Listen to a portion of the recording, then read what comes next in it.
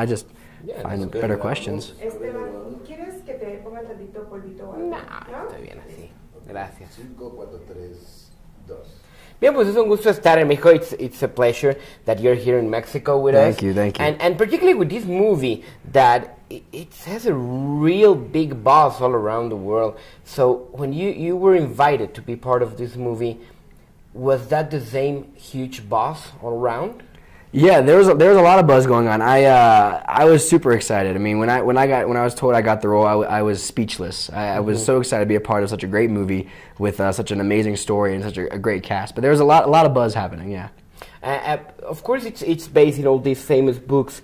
How important is to read all that stuff, or it's better to jump in just?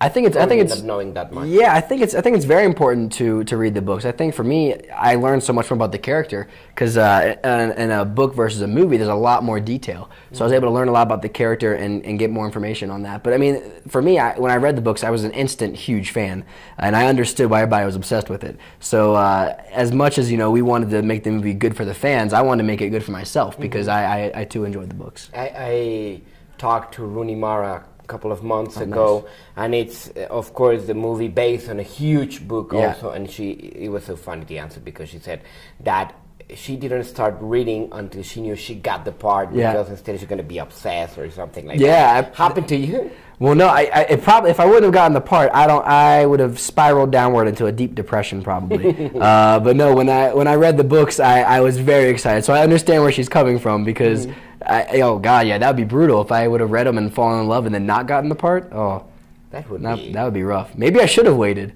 I probably should have waited. That's a good advice. Exactly. Yeah, exactly. Maybe next time. When you were working in the movie, was the time when Jennifer Lawrence received the Oscar nomination announced, or that was after. Okay. She received it before we started filming. Okay. Well before. It was amazing though. I mean, she's so talented. She's so good, and not only that, but she's a really real, funny, down to earth person on top of it. So when she got to the set, she was Academy Award nominee. Yes. All of a sudden. She was. It's very cool. I mean, to work with somebody of that pedigree is really awesome, and for her to be so young also was huge. I mean, she just turned 21 while we were shooting, which is amazing. This is the kind of movie that probably is gonna mark a generation. Probably for mine, we're in a movie like Blade Runner about this future and these terrible things that are happening. So in this sense, that you are the reality show generation, the kind of stuff. How important is to receive a message like this probably before something like this could happen? Yeah, I think it definitely, on a lot of levels, not just with reality TV, but with the separation of the rich and poor and the idea that a radical government could be formed out of that. I think it is kind of a good little bit of a warning message just to kind of keep in perspective just sort of where we are now and where we could possibly go in the future. I think that, I mean, this movie is definitely a fantasy world, so it's not at all a true prediction of what's going to happen, but it's just kind of based on if you took what we have today and just made it a very extreme reality, that's what it would be. Of course, we haven't seen the movie. I love to, but we haven't seen it. And my question is based on this. If I love something about science fiction or the near future or something like that, is that you can still have like down-to-earth kind of things, that not everything is like flying cars and all that stuff. Probably like the Andrew Nichols movie Gattaca or something like that. Is that in this movie? Very much so, yeah. I think that this movie is really driven by the characters. It's not driven by the effects or the visual aspect. It's driven very much by the story.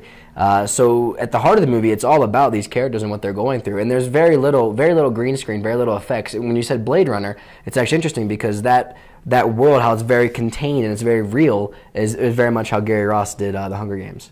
I want to go to kind of other subjects, and I am going back to the Oscars.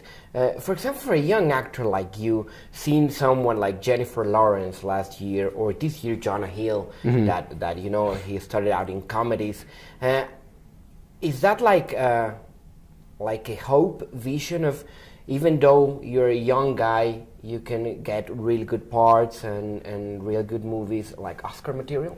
Very much so, yeah. Whenever you see anybody that's younger get nominated for an Oscar, it's just kind of, it does give you hope to know that there are those kind of roles out there for young people. And it's also cool to see that they're recognized, because a lot of times, you know, somebody can give a great performance as a kid and then not even get recognized for it because, you know, they're a kid or they're young. So it's good to see that the Academy and different awards still do recognize younger people as well. For example, this year, who would you like to support the most? A young veteran actor like Christopher Plummer or like Max von Sydow, or a young guy like Jonah Hill? It'd be cool to see Jonah win because he's younger. Man, that's tough. I really wanted Ryan Gosling to be nominated for Drive because I thought he was incredible in that. That's who I wanted to win the Oscar, but he's not even nominated, so my vote's kind of off this year. But what would you say to Jonah then?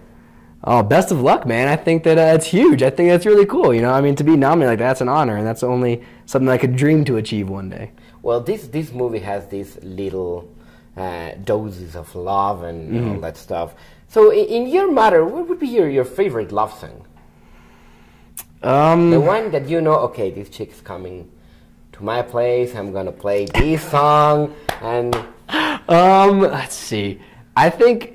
I'm like the classic go to the beach. I'm like the beach kind of guy. So if like you start with the beach and the stars and everything like that, I think that kind of is a good way to get the night going. So you start with something reggae and Bob Marley? Or? Yeah, that's a good. Yeah, definitely reggae, Bob Marley. Yeah, that's a good way to start. Okay, and in that matter, what would be the perfect day for you? The perfect day. Oh man, I think for me it's all about spontaneity. I think that you can't really plan that. I think it just has to happen and like, oh, let's go do this. Oh, let's go do this. Let's go to the top of a mountain today. You know, I think just kind of anything that's exciting and adventurous would be a fun date. I'm going back to the young people. You've been working since like forever. You started really, really, really young. But the thing is that, what do you think about the spontaneous success that? And it happens most in the music that nowadays we have because of YouTube and all that stuff. What do you think about it? I think it's twofold. I think on one hand, having things like when MySpace first started up, it was a way for musicians all over the world to get their music out there and to be heard and be seen. So I think it allows for more good things to be created in that world. But at the same time, I kind of feel bad for the people that spend their whole lives working hard to get there, and then all of a sudden somebody has one YouTube video that gets 5 million hits or something, and then all of a sudden they're considered for a major role in a movie just because of their bankability and because they have a built-in fan base already. So I don't know. There's like with you giveth and taketh away at the same hand. I think it's cool. I think it's good though. All in all, I think it's a good thing. You're from Kentucky, right? Yes. Good news and bad news. Good news, you have great universities and college teams. Bad news, you don't have an NFL team. It's very bad So you got to news. choose Cincinnati someone Bengals for the Super Bowl. Yeah, so okay. I think that the Patriots are going to win this year. Why? I do. 'Cause I think Tom Brady's just so good. I think he's so talented. His receiving core is so good. I just hope their defense holds up. That's the only thing. Is their defense has been kind of questionable all year. So it'll be a good game though. I'm excited to watch. You sound like an expert. I like football. I like football for What's sure. your favorite team? The Cincinnati Bengals. All right, you which can is go not now. which is not good because we've had some struggles over the years. But But, this year you were in the playoffs. yeah, finally. It's At least. been so long. Yeah, it's nice. But we have a rookie quarterback, and he's doing great. But, you know, it's I'm excited to see what happens in the next few years with them. Bad news for you, I'm a Steeler fan, so you can hate me now. Interview over. No, Well, all right. Josh, That's thank all you right. very much, and Thank you. congratulations. Let's see Thank if the you. Patriots win. Thank you. Hopefully. Thank you. Listo. Perfect. First of all, I'll talk about sports. This entire